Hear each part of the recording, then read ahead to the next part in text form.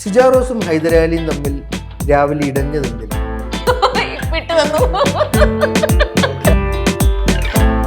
ഞാൻ ചേട്ടൻ്റെ വർക്ക് എപ്പോഴും കാണാറുണ്ട് and I like his interviewing പാറ്റേണും എല്ലാം എനിക്ക് ഇഷ്ടമാണ് ബിക്കോസ് വളരെ ക്വിക്കാണ്, ഇന്റലിജന്റ് ആണ്. അപ്പൊ സത്യം ഇന്റലിജന്റ് ആണ്. അവിടെയാണ് അതുകൊണ്ടാണല്ലോ കഴിഞ്ഞ പ്രാവശ്യം എനിക്കൊരു പണി തന്നത്. പണിയൊന്നും ഞാൻ ഏറിയെന്ന് ഇറങ്ങിയിട്ടില്ല. ഇപ്പോഴും ട്രോളുകൾ വരുന്നുണ്ട്. അണ്ണൻ പണി തന്നിട്ട് അണ്ണൻ ഏറി പോവാന്ന് പറഞ്ഞാൽ അതൊക്കെ ഒരു വലിയ മനസ്സാണ്. എന്താ ഇപ്പൊ എത്ര കാലമായി ചോദിക്കുന്ന ഒരു പടം ഒന്ന് ഇട്ടാക്കിത്താ പ്ലീസ്, ആക്കിത്താ. എന്തെങ്കിലും എടുക്കണമെങ്കിൽ തന്നെ പുള്ളി കട്ടിട്ട് മൈക്കിലല്ല പറയണം, ചെവിയിലൊന്ന് പറയും. അത് എനിക്ക് പേഴ്സണലി അത് ഇഷ്ടമല്ല. ഉറക്കെ പറഞ്ഞാൽ എല്ലാവരും അറിയുമല്ലോ, കൊള്ളൂല്ല കൊള്ളാം അല്ലെ അവിടെ കഴിഞ്ഞു. ഇത് മാറ്റി നിർത്തി വിളിച്ചിട്ട് തന്തയ്ക്കും തള്ളയ്ക്കും വിളിക്കുന്നതാണെന്നാണ്. അത്യുത്തമമായിട്ട് ഞാൻ മലയാള സിനിമയിൽ ആ ക്വാളിറ്റി കണ്ടേക്കുന്നത് മോഹൻലാൽ സാറിൽ. വിനീതിൻ്റെ ആഗ്രഹം അല്ലാതെ അദ്ദേഹം പറഞ്ഞിട്ടുണ്ട്.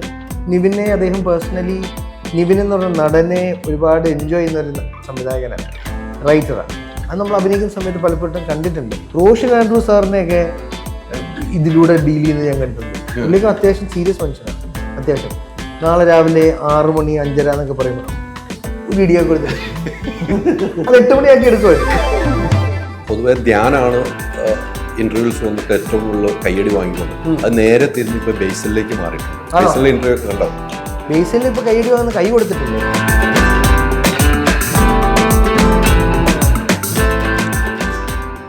Ultra modern kitchen devices. ഒരു കിച്ചണിൽ വേണ്ട എല്ലാ ലേറ്റസ്റ്റ് ബ്രാൻഡുകളും ഇവിടെയുണ്ട്. ലോകോത്തര ബ്രാൻഡുകൾ, original products, wide range. MyG future.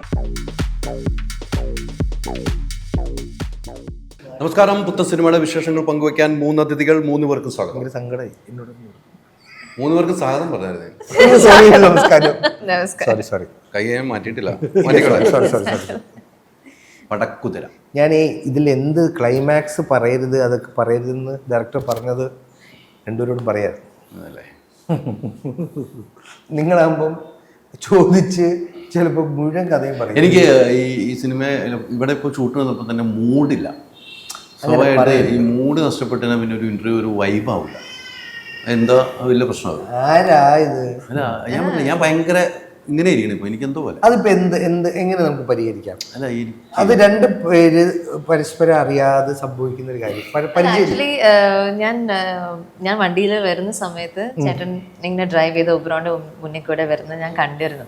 അപ്പൊ തന്നെ ചേട്ടൻ കുറച്ച് ഡിസ്റ്റർബ്ഡ് ആയിരുന്നു. ഭയങ്കര ടെൻസ്ഡ് ആയിട്ടാണ് ഓടിച്ചത്. ഓടിപ്പിടിച്ച് വരികയായിരുന്നു അല്ലേ? അല്ല, എനിക്ക് സ്വസ്ഥതല്ലേ. നിങ്ങൾ റെഡി ആയിരിക്കും, പെട്ടെന്ന് എത്തുന്നു. രാവിലെ വിളിച്ചാണ് ലൊക്കേഷൻ പറയണം. ആണോ? മിനിങ്ങാന്ന് ഷൂട്ട് എന്ന് പറഞ്ഞാൽ ക്യാൻസലായി. ഇന്നലെ ഷൂട്ട് ക്യാൻസലായി. ഇന്ന് രാവിലെ ഉറങ്ങിക്കിടക്കുമ്പോഴാണ് ഇന്ന് രാവിലെ 11 മണിക്ക് ഷൂട്ട്. അവിടെയാണ് ഡിസ്റ്റർബ്. അപ്പോൾ അത് വീട്ടിൽ നിന്ന് അടിച്ച് വിളിച്ചു വരിക. ക്യാമറ ടീം ഇവിടെ എത്തി. ഇവിടെ വന്നപ്പോൾ ലൊക്കേഷൻ മാറിപ്പോയി. ഇവിടെ വന്ന് കയറ്റിയാണെങ്കിൽ വണ്ടി ഇടാൻ സ്ഥലമില്ല. വണ്ടി ഫ്രണ്ടിലേക്ക് എത്തി, വണ്ടി തട്ടി. ഇച്ചിരി ബാക്കിലോട്ട് റിവേഴ്സ് എടുത്തപ്പോൾ അജുവിന്റെ വണ്ടിയാന്ന് ഞാൻ കണ്ടിട്ടില്ല. അജുവിന്റെ വണ്ടിയിൽ നിന്ന് ഒരാള് അങ്ങനെ എന്റെ അടുത്ത് കുറച്ച് ചൂടായിട്ട് ഇങ്ങനെ ഒന്ന് വണ്ടിയൊന്ന് ഞാൻ ചേട്ടൻ ചൂടാവില്ലേ? അപ്പൊ ഒരു എക്സ്പ്രഷൻ ഉണ്ട്. എക്സ്പ്രഷൻ ആണോ അത്? ഇന്റർവ്യൂകളിൽ കണ്ടിട്ടില്ല. ഇന്റർവ്യൂല് കാണാത്തൊരു എക്സ്പ്രഷൻ. അപ്പൊ ഞാൻ ഇന്റർവ്യൂവിൽ തന്നെ കണ്ടിട്ടില്ല. നമ്മളിങ്ങനെ ആദ്യമായിട്ട് കാണുന്നേ. അപ്പൊ എനിക്ക് മനസ്സിലായി ചേട്ടൻ എന്നെ മനസ്സിലായില്ല എന്ന് മനസ്സിലായി. അപ്പൊ നമ്മൾ ചേട്ടൻ സാരമില്ല, ഒരു ഷെയ്ക്കാൻ്റെ പരിഹരിക്കാൻ. പിന്നെ ഞാൻ ഉള്ളത് പറയണ ഞാൻ അപ്പൊ തന്നെ അജുവിന്റെ അടുത്ത് ഒന്ന് പറഞ്ഞല്ലേ, ഏതൊരു മനുഷ്യനും എല്ലാ ദിവസവും ഒരുപോലെ ആവണമെന്നുണ്ടോ? ഒരിക്കലും ഇല്ല. അപ്പം അങ്ങനെ നന്നായിട്ടുള്ള മനുഷ്യൻ മറ്റുള്ളവരിലോട്ട് ഒരു ഷെയ്ക്കാൻ്റെ കൊടുക്കുക, അത്രേ ഉള്ളൂ. ഞങ്ങളിപ്പോ ഹാപ്പി ആയിട്ടിരിക്കുന്ന പടം കണ്ടു നമ്മളെല്ലാവരും കഴിഞ്ഞ ദിവസം. അപ്പം ഇതിന്റെ മുമ്പത്തെ കുറച്ച് ഇന്റർവ്യൂ സെഷൻസ് ഉണ്ടായിരുന്നു. അത് പറയേണ്ടി വരും, ബിക്കോസ് അതിലെൻ്റെ താടി കറുത്തതാ, ഇതിൽ വെളുത്തി ചെയ്തിട്ടില്ല. അപ്പോൾ രണ്ട് ദിവസം ഷൂട്ട് ചെയ്തായിരുന്നു ഞാൻ പറയാം. പടം നമ്മൾ കണ്ടു. അപ്പം പടത്തിൻ്റെ ഒരു പ്രൊഡക്റ്റ് രസമാകുമ്പം ആ ടീമിന് കിട്ടുന്നൊരു സന്തോഷമുണ്ടല്ലോ. അത് കൊണ്ട് ഞങ്ങൾ എന്താ പറയുക, ഞാൻ നേരത്തെ പറഞ്ഞ ഇക്വേഷനില്ലേ, താങ്കൾ കുറച്ച് വിഷമിച്ചിരിക്കുന്നു, ഞങ്ങൾ കുറച്ച് സന്തോഷം അങ്ങോട്ട് പകർന്നു തരാം. ഈ പടക്കുതിര ഞാൻ ഇപ്പോൾ കുറച്ച് സംസാരിച്ചു. പടക്കുതിര ഒരു മാധ്യമപ്രവർത്തന കഥയൊക്കെയാണെന്ന് ഞാൻ നിങ്ങൾ കേൾക്കുന്നു. എന്താണ് പടക്കുതിര? മാധ്യമപ്രവർത്തകരുമായി എന്താണ് അതിൻ്റെ റൂട്ട്? എങ്ങനെയാണ്? വടക്കുതിരയിലെ മാധ്യമപ്രവർത്തന എന്ന് പറയുന്ന ഏരിയ അതിൻ്റെ ഒരു ബാക്ക് ഡ്രോപ്പ് എന്ന് മാത്രമേ വരുന്നുള്ളൂ. അതിൽ പ്രവർത്തിക്കുന്ന ആ ഒരു മാഗസിൻ, ആ പ്രസ്ഥാനത്തിൽ പ്രവർത്തിക്കുന്നവരുടെ കഥയാണ് ജീവിതം. അവരുടെ ജീവിതത്തിൽ സംഭവിക്കുന്ന കുറച്ച് രസകരമായ മുഹൂർത്തങ്ങൾ, അത് രസകരമായി വന്നിട്ടുണ്ട്. ഇപ്പം അതിൽ ഏറ്റവും പ്രാധാന്യമായിട്ടുള്ള ഒരു കഥാപാത്രമാണ് രഞ്ജി പണിക്കർ സാറിൻ്റെ. അദ്ദേഹമാണ് ആക്ച്വലി നായകൻ ഈ സിനിമയുടെ എന്ന് പറയണം. പതിവ് രഞ്ജി പണിക്കർ സാറിൻ്റെ കഥാപാത്രങ്ങളിൽ നിന്ന് മാറി നിൽക്കുന്ന ഒരു കഥാപാത്രമായിരിക്കും ഇത്. പിന്നെ എന്താണ്, ആകെത്തുകയിൽ ഈ സിനിമയെക്കുറിച്ച് പറയുകയാണെങ്കിൽ ഞാൻ നോക്കുന്നത് എപ്പോഴും ഒരു സിനിമ നമ്മൾ കാശ് മുടക്കുന്ന പ്രേക്ഷകരുടെ ആംഗിളിൽ നിന്നാണ്. ഒരു പ്രൊഡക്റ്റ് ഫൈനലായി കഴിയുമ്പോൾ ഈ സിനിമ അവർ വന്ന് കാണേണ്ടതുണ്ടോ, എന്തുകൊണ്ട് കാണണം, അല്ലെങ്കിൽ കണ്ടു കഴിഞ്ഞാൽ എന്ത് ഗുണം. ഇതിൽ ഗുണമെന്ന് പറഞ്ഞാൽ ഒരു ടേക്ക് അവേ എന്തായിരിക്കും അല്ലേ? നമ്മൾ മുടക്കുന്ന കാശിന് എന്താണ് നമ്മൾ വീട്ടിൽ കൊണ്ടുവന്ന് അല്ലെങ്കിൽ മനസ്സിൽ കൊണ്ടുവന്ന് ഒരു കുസൃതി, കണ്ടൊരു സന്തോഷം, കുസൃതി, ഹാംലെസ് ആയിട്ടുള്ളൊരു കുസൃതി, കുറച്ച് പേരുടെ ഒരു ടീം വർക്ക്. കുറേ നാളായി ഒരു ഗ്രൂപ്പ് പടം വന്നിട്ട്, ഒരു ഗ്രൂപ്പ് പണ്ടൊക്കെ നമുക്കറിയാലോ ഈ തട്ടിക്കൊണ്ടുപോകൽ പരിപാടികളൊക്കെ കുറേ നാളായി വന്നിട്ട്, അപ്പം അങ്ങനത്തെയൊക്കെ ഉള്ളൊരു രസകരമായ പടം. അത്തരം രീതികളെല്ലാം രീതികൾ അവലംബിച്ചിരിക്കുന്നുണ്ട്. അങ്ങനെയാണ് കഥ പോകുന്നത്. അജുവിനെ സംബന്ധിച്ചിടത്തോളം ഇപ്പോൾ കുറേ സിനിമകൾ ഇങ്ങനെ ചെയ്തു വരുന്നു, കുറേ നാളുകളായിട്ട് സിനിമ ചെയ്തു വരുന്നു. ഈ സിനിമ അജുവിൻ്റെ ക്യാരക്ടർ എനിക്ക് പറ്റുന്നതാണ് എന്ന് ഈ സ്ക്രിപ്റ്റ് വായിക്കുമ്പോൾ തന്നെ തിരഞ്ഞെടുക്കുന്നുള്ളൂ. അത് എന്തുകൊണ്ടായിരിക്കും അജു അത് കമ്മിറ്റ് ചെയ്തത്? കഥയുടെ മെറിറ്റ് തന്നെയാണ്. സ്ക്രിപ്റ്റ് വായിച്ചല്ല, കേട്ടപ്പം, കഥ പറഞ്ഞ് കേട്ടപ്പം ആ കഥയുടെ മെറിറ്റിലാണ് ഇതിൽ നമ്മളൊക്കെ. ഇതിലിപ്പം രഞ്ജി സാറ്, സിജ, അഖിലേട്ടൻ, ജോമോൻ ജ്യോതിർ, ഷമീർ, സുരാജ് വെഞ്ഞാറമൂട്, സുരായേട്ടൻ, ഇങ്ങനെയുള്ളവരൊക്കെ ആ കഥയുടെ മെറിറ്റിലാണ്. ദീപുവും സന്ദീപും എന്ന് പറഞ്ഞ 2 റൈറ്റേഴ്സാണ്. അവരുടെ ഞാൻ പറഞ്ഞു ഇന്നുവരെയും മലയാള സിനിമയിലോ സിനിമാ ചരിത്രത്തിൽ കാണാത്ത കഥയൊന്നുമല്ല. പക്ഷേ ആ കഥ പറയുന്ന കുസൃതി, ആ കുസൃതി എനിക്കിഷ്ടമായി. അതുകൊണ്ട് തന്നെയാണല്ലേ ഈ സബ്ജക്റ്റിലേക്ക് എങ്ങനെയാണ് എത്തുന്നത്? ഈ കഥ കേട്ടിട്ട് ഈ സിനിമയിലേക്ക് വരുന്നത് എങ്ങനെയാണ്? എൻ്റെ അടുത്ത് ഇങ്ങനെ സലോൺ സർ ആണ് പറഞ്ഞത്. ആൻഡ് അജുചേട്ടനും ഈ ഒരു സബ്ജക്റ്റിനെ പറ്റി അറിഞ്ഞപ്പോൾ എൻ്റെ പേര് അവരെ സജസ്റ്റ് ചെയ്തപ്പം അജുചേട്ടനും എൻ്റെ അടുത്ത് ഇങ്ങനെ പറഞ്ഞു. കഥ എൻ്റെ അടുത്ത് നറേറ്റ് ചെയ്തപ്പം എനിക്കിഷ്ടമായി. ആൻഡ് എനിക്കും ഒരു മാസ് മീഡിയ ബാക്ക്ഗ്രൗണ്ടുള്ള ഒരു ആളാണ്, ഞാൻ ജേർണലിസം പഠിച്ചിട്ടുണ്ട്. സോ ആ ഒരു ഇപ്പോഴത്തെ ഒരു മീഡിയ നമുക്ക് ചിലർ വളരെ ജെന്യുവനായിട്ട് നടത്തുന്ന ഒരു മീഡിയ പ്രൊഫൈലുണ്ട്, പക്ഷെ ചിലർ ജസ്റ്റ് ഫോർ ദ മണി സേക്കും നടത്തുന്ന കുറേ മീഡിയ ആൾക്കാരുണ്ട്. സോ ആ ഒരു ക്ലാഷ് ഞാനും ഒരു മീഡിയ പ്രൊഫഷണലാണ് ഈ ഒരു പടത്തിൽ. അപ്പോൾ നമ്മുടെ ക്യാരക്ടേഴ്സ് എന്ന് വെച്ചാൽ അജുചേട്ടൻ ക്യാരക്ടർ കുറച്ചും കൂടി എന്താ പറയുക, ആ ഒരു എത്തിക്സ് ഇല്ല, ജേർണലിസത്തിലെ എത്തിക്സ് ഇല്ല. പക്ഷെ ഞാൻ കുറച്ചും കൂടി എത്തിക്സിലൂടെ പോകുന്ന ഒരു ക്യാരക്ടറാണ്. അപ്പോൾ അവിടെ വരുന്ന ഒരു ക്ലാഷസ് ആണ്. So that's interesting. പിന്നെ പതിവ് സിനിമകളിൽ നിന്ന് മാറി നിന്ന് ഇപ്പം ഇതിൽ ഞങ്ങൾ കാമുകന്മാരാണ്. പക്ഷെ എനിക്ക് ആ സിനിമയിൽ ഇഷ്ടപ്പെട്ട ഒരു കാര്യം എന്ന് പറഞ്ഞാൽ അതിനുവേണ്ടി നമ്മൾ ഫോഴ്സ്ഡ് ആയിട്ടൊന്നും സിനിമയിൽ ഒരു മിഡ് വേ ഓപ്പണിംഗ് ആയിട്ടൊന്നും ചെയ്തിട്ടില്ല. ഇയാള് ഞങ്ങൾ പരസ്പരം ജീവിതത്തിൽ പങ്കാളികളാണ് എന്ന് ഞങ്ങളുടെ ജീവിതത്തിലെ പ്രശ്നങ്ങളിലൂടെ തന്നെ ഞങ്ങളെ ഒരുമിച്ച് കാണിച്ചേക്കാം. അല്ല അതിനുവേണ്ടി നമ്മളിപ്പം ഒരു പാട്ടോ ഒരു സീനോ അങ്ങനെയൊന്നും ഫോഴ്സ്ഫുള്ളി ഈ സിനിമയ്ക്ക് അത് ആവശ്യമില്ല. ഫോഴ്സ്ഫുള്ളി അതുകൊണ്ട് കുത്തി കയറ്റിയിട്ടുണ്ട്. ഈ എത്തിക്സിൻ്റെ കാര്യം പറഞ്ഞപ്പോൾ 2 കാര്യങ്ങൾ. ജേർണലിസം പഠിച്ചതും കൂടെയാണ് അല്ലേ? ജേർണലിസം പഠിച്ചത്. എത്തിക്സ് എന്ന് പറയുമ്പം അജുവിനകത്ത് എത്തിക്സ് ഒന്നും ഇല്ലാതെ ഒരു അലസനായ ഒരു മാധ്യമപ്രവർത്തനം അല്ലേ? താങ്കളാണെങ്കിൽ എത്തിക്സൊക്കെ നോക്കി ഗംഭീരമായിട്ട് റിപ്പോർട്ടിങ് ചെയ്യുന്ന ഒരു മാധ്യമപ്രവർത്തകയായിട്ട് വർക്ക് ചെയ്യുന്നു. ഇപ്പോഴത്തെ കാലഘട്ടത്തിൽ ഓരോ മാധ്യമപ്രവർത്തനം കണ്ടു വളരുന്നവരാണ് അല്ലേ? വാർത്തകൾ കണ്ടുവരുന്നത് സോഷ്യൽ മീഡിയയുടെ കാലഘട്ടമാണ്. ഇപ്പോൾ നടക്കുന്ന വാർത്തകൾ നമ്മളൊന്ന് ഒരു തുലാസിൽ വെച്ചാൽ മുൻതൂക്കം ഏതിനായിരിക്കും? പോസിറ്റീവിനായിരിക്കും, നെഗറ്റീവിനായിരിക്കും? അവരുടെ ബിസിനസ്സിലാണ്. അവരെങ്ങനെയാണ് ആ ഒരു ന്യൂസ് പ്രൊമോട്ട് ചെയ്തിട്ട് ബിസിനസ് ഉണ്ടാക്കുന്നത്, അതായിരിക്കും മോസ്റ്റ്ലി അവരുടെ ഒരു ക്രൈറ്റീരിയ എന്നാണ് ഞാൻ വിശ്വസിക്കുന്നത്. അത് ബ്ലാക്ക് ആൻഡ് വൈറ്റ് ഒന്നുമില്ല, എവറിത്തിങ് ഇസ് ഗ്രേ എന്നൊരു കോൺസെപ്റ്റ് ആണല്ലോ. സോ ഫോർ ദെം അവർ പ്രസൻറ്റ് ചെയ്യുന്ന ന്യൂസ് അവരുടെ ഒരു പെർസ്പെക്റ്റീവിൽ അവർക്ക് ശരിയാണ്. പക്ഷേ വേറെ ദാറ്റ് ഇസ് വൈ കുറേ ഡിഫറെൻറ്റ് ചാനൽസ് ഉണ്ടെങ്കിലും എല്ലാവർക്കും അവരുടേതായ ഇഷ്ടങ്ങളുള്ള ചാനൽസ് ഉണ്ട്, ബിക്കോസ് അവരുടെ പെർസ്പെക്റ്റീവ് മാച്ച് ചെയ്യുന്നതാണ്. സോ സിൻസ് ആ ഒരു ഗ്രേ ഏരിയയിൽ അവർക്ക് എങ്ങനെയാണ് ബിസിനസ് ഉണ്ടാക്കാൻ പറ്റുന്നത് അത് അവർക്ക് ശരി. എത്തിക്സോട് കൂടി ഒരു മാധ്യമപ്രവർത്തനം മുന്നോട്ട് പോകും. എനിക്ക് തോന്നില്ല ഇപ്പോഴത്തെ ഒരു ജനറേഷൻ അങ്ങനെ 100% എത്തിക്സിൽ നിന്നാൽ കുറെ ബാക്ക് ക്ലാഷസ് കിട്ടും. പ്രസ്ഥാനം നടത്തിക്കൊണ്ട് പോകണ്ടേ? ആ ബിക്കോസ് നമ്മൾ പണിയെടുക്കുന്നത് കാശിന് വേണ്ടിയിട്ടാണല്ലോ. നമുക്കൊരു പേയ്മെന്റും സാലറി ഒന്നും കിട്ടിയില്ലെങ്കിൽ അത് ബുദ്ധിമുട്ടാണ്. പക്ഷെ there is a percentage of journalist അവർ വളരെ 100% ജെന്യുവൻ ആയിട്ട് വർക്ക് ചെയ്യുന്ന ആൾക്കാരുണ്ട്. ബട്ട് അവർ സൊസൈറ്റിക്ക് വേണ്ടിയിട്ട് എന്താ പറയുക, ഈ കറപ്ഷനും കാര്യങ്ങളൊക്കെ കൊണ്ടുവരുമ്പം നമ്മൾ ന്യൂസിൽ റീസെൻ്റ്ലി കണ്ടിട്ടുണ്ട് കുറേ വിസിൽ ബ്ലോവേഴ്സിനെ അവർ മർഡർ ചെയ്തിട്ടുണ്ട്, കുറേ ജേർണലിസ്റ്റിനെ മർഡർ ചെയ്തിട്ടുണ്ട്. സോ അതിൻ്റെ ഒരു ബാക്ക് ഡ്രോപ്സും ഉണ്ട് being very genuine to a profession. അല്ല, അജു അതിൻ്റെ ഇടയ്ക്ക് പറഞ്ഞ കാര്യം ബിസിനസ്സാണ് എന്ന കാര്യത്തിൽ യാതൊരു സംശയമില്ല അല്ലേ. ഇപ്പോൾ സോഷ്യൽ മീഡിയ ഏറ്റവും എനിക്ക് മനസ്സിലാവുന്ന വലിയ ധാരണയില്ലാത്ത നമ്മളിപ്പോൾ ഒരു വാർത്ത, ഈ വാർത്ത നമുക്ക് പടക്കുതിരയുടെ പ്രൊമോഷൻ അഖിൽ കവലയൂർ സിജാറോസ്, അജു വർഗീസ്, ഹൈദരാലിക്കൊപ്പം ഇടാം. അത് ക്ലിക്ക് ചെയ്യുന്നതും സിജാറോസും ഹൈദരാലിയും തമ്മിൽ രാവിലെ ഇടഞ്ഞതെന്തിന് വിട്ടു തന്നു ഹൈദരാലിയെ കണ്ടപ്പോൾ എന്ന് ചോദിച്ചാൽ എന്തിനാ പിടഞ്ഞത് എന്ന് വന്ന് നോക്കാം. ഹൈദരാലിക്ക് സിജോട് പിണക്കമോ? അപ്പൊ ഹൈദരാലിക്ക് എന്തിനാ പിണക്കം അറിയാവുന്നവർക്ക് വരാം. ഇതാ നേരത്തെ പറഞ്ഞ പെർസെപ്ഷൻ അല്ലേ.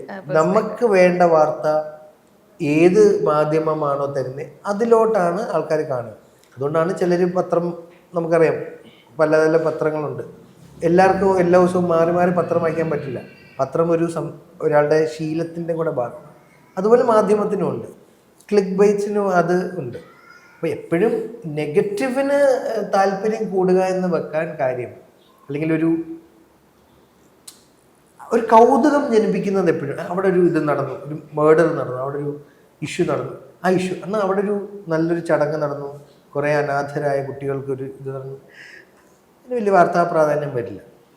പക്ഷെ നല്ലത് നടന്നതും എന്നാൽ ഒരു ഇഷ്യൂ നടന്നതും കാണാൻ കാഴ്ചക്കാർ ഇവിടെയാണ്. കാഴ്ചക്കാരാണ് റവന്യൂ, കാഴ്ചക്കാരാണ് ബിസിനസ്. കാഴ്ചക്കാരെ കിട്ടാൻ ഉള്ള രീതികൾ അവർ അവലംബിക്കും, വീണ്ടും അവലംബിക്കുന്നതിൽ നമ്മൾ എത്തുന്നു. തീർച്ചയായിട്ടും അത് സത്യസന്ധമായ നമ്മൾ ആദ്യമായിട്ടാണ് കാണുന്നത്. ഞാൻ ചേട്ടൻ്റെ വർക്ക് എപ്പോഴും കാണാറുണ്ട്. And I like his interviewing പാറ്റേണും എല്ലാം എനിക്ക് ഇഷ്ടമാണ്. ബിക്കോസ് വളരെ ക്വിക്കാണ്, ഇന്റലിജന്റ് ആണ്. അപ്പൊ ഇന്റലിജന്റ് ആണ്. അതായത് നിങ്ങൾ റെപ്രസെന്റ് ചെയ്ത സ്ഥാപനത്തിനെ എങ്ങനെ മുന്നോട്ട് എത്തിക്കാന്നുള്ളതിനെ കുറിച്ച് വ്യക്തമായ ധാരണ താങ്കൾക്കുണ്ട്, ചേട്ടനുണ്ട്. അപ്പൊ ഞാൻ അതുകൊണ്ടാണല്ലോ കഴിഞ്ഞ പ്രാവശ്യം എനിക്കൊരു പണി തന്നത്. പണിയൊന്നും ഞാൻ ഇറങ്ങിയിറങ്ങിയിട്ടില്ല, അജു ഇറങ്ങി. അത് അണ്ണന്റെ നല്ല മനസ്സ്. ഇപ്പോഴും ട്രോളുകൾ വരുന്നുണ്ട്, അണ്ണൻ പണി തന്നിട്ട് അണ്ണനെ ഏറി പോവാന്ന് പറഞ്ഞാൽ അതൊക്കെ ഒരു വലിയ മനസ്സാണ്. പക്ഷെ അത് നമ്മൾ ഇന്നായിരിക്കുന്നത്. അപ്പൊ ഇന്നും കമന്റ് എന്തിനാണ് പിന്നെ അവന് ഇന്റർവ്യൂ കൊടുക്കുന്നതായിരിക്കും ആ കമന്റ് വരുന്നത്. ഇത് പേഴ്സണലി എടുക്കുന്ന സ്വഭാവം നമുക്കില്ലല്ലോ. ആ മൊമെന്റിൽ നമ്മൾ പിന്നെ ഈ പ്രാവശ്യം അണ്ണനാണല്ലോ ഏറിപ്പോയെ, എനിക്ക് തരുന്നതോട് കുഴപ്പമില്ലല്ലോ. അത് ശരിയാണ്. പിന്നെ പറയാം, പടക്കുതിര എന്ന് പറയുമ്പോൾ ഈ പറഞ്ഞ പോലെ എത്തിക്സ് ഇല്ലാത്ത ഒരു മാധ്യമ പ്രവർത്തകന്റെ സുഹൃത്താണ് ഈ പടത്തില്. അപ്പോൾ കുക്കാണ്.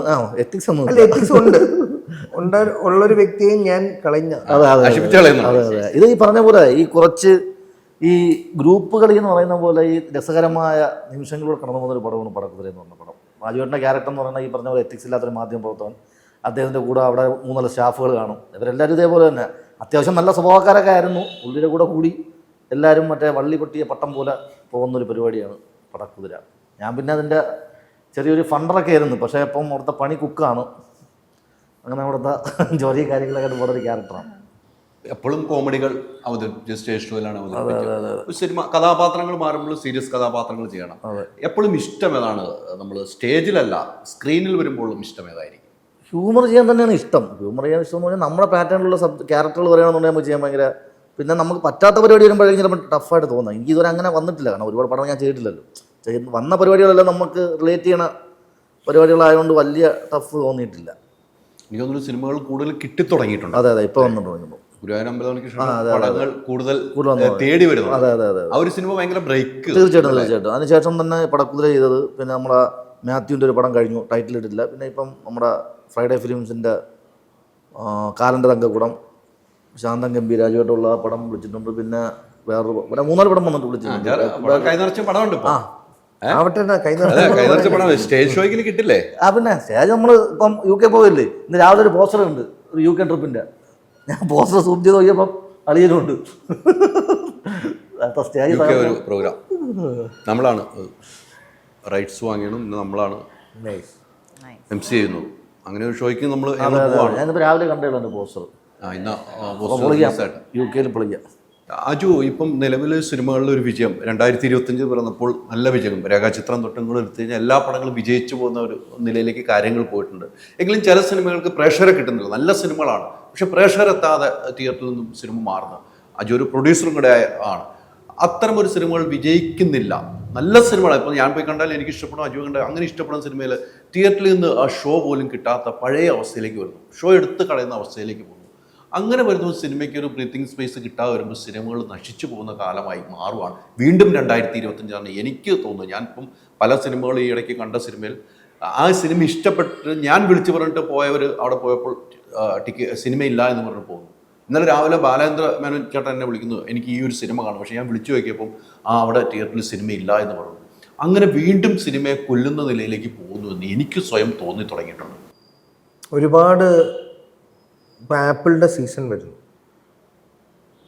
ആപ്പിൾ എല്ലായിടത്തും കിട്ടുന്നു. നാച്ചുറലി അപ്പം ആപ്പിൾ കഴിക്കുന്ന കുറയില്ലേ? അത് തന്നെ എല്ലാത്തിനും സംഭവിക്കും. സർപ്ലസ് വരുമ്പം നമുക്ക് കുറച്ചും കൂടി ഓവർ ചൂസ് ചെയ്യാവും. നമുക്കിന്ന് OTT തുറന്നാൽ ഏത് ഭാഷ, ഏത് ഇപ്പം തമിഴാണെങ്കിൽ നമുക്ക് മലയാളത്തിൽ ഡബ് ചെയ്ത് വരെ കാണാം അല്ലേ? അതിൽ ആ ഓപ്ഷൻ കൂടുമ്പം ഭയങ്കര ചൂസ് ചെയ്യാവും. തിയേറ്ററിൽ വരുമ്പോൾ തിയേറ്ററിലോട്ട് കൊണ്ടുവരുന്നതിന് മുന്നേ വരാൻ തോന്നിപ്പിക്കണം. ഇന്നൊരു ട്രെയിലറോ ടീസറോ കാണുമ്പോൾ പ്രേക്ഷകർ തീരുമാനിക്കും ഇത് ഞാൻ എവിടെയാണ് കാണാൻ പോകുന്നത്, കാണുന്നുണ്ടോ എന്ന് പോലും തീരുമാനം എടുത്തു കഴിഞ്ഞു. പിന്നൊരു ഗംഭീര അഭിപ്രായം വന്നാൽ ആ തീരുമാനത്തിലൊരു മാറ്റം വരാം. മനസ്സിലായി? അപ്പോൾ മാർക്കറ്റ് ചെയ്ത് അവരെ തിയേറ്ററിൽ എത്തിക്കുന്ന ഒരു ജോലി തന്നെയാണെന്ന്. അത് പണ്ടെന്ന് പറഞ്ഞാൽ അതൊരു ജോലിയല്ല. ഇന്ന് അതും സിനിമയുടെ എന്താ പറയുക 22ാം ഡിപ്പാർട്ട്മെൻറ്റായി മാറിയിട്ടുണ്ട് എനിക്ക് തോന്നുന്നുണ്ട്. ഒരു പില്ലർ ഓഫ് ഫിലിം മേക്കിങ്ങിൽ മാർക്കറ്റിംഗ് കൂടെ ഉണ്ട് എന്ന് ഞാൻ പണ്ട് വിശ്വസിക്കാറുണ്ട്. ഏത് പ്രൊഡക്റ്റും ബിസിനസ്, സിനിമ ഒരു ഇൻഡസ്ട്രിയൽ പ്രൊഡക്റ്റാണ് ബേസിക്കലി. ആർട്ട് അതിൽ ഉണ്ടെന്നേ ഉള്ളൂ. മനസ്സിലായോ? ആർട്ടും കൂടെ ഉൾപ്പെടുന്നൊരു ഇൻഡസ്ട്രിയൽ പ്രൊഡക്റ്റാണ്. നമ്മൾ എന്ത് കമ്പ്യൂട്ടറൊക്കെ ഉണ്ടാക്കുന്ന പോലെ തന്നെ അതിനൊക്കെ വ്യക്തം നമ്മൾ ചെറുപ്പം തൊട്ടേ കാണുന്നില്ലേ കോൾഗേറ്റിൻ്റെ പരസ്യം. അപ്പം പരസ്യങ്ങൾക്ക് അത്ര പ്രാധാന്യമുണ്ട്.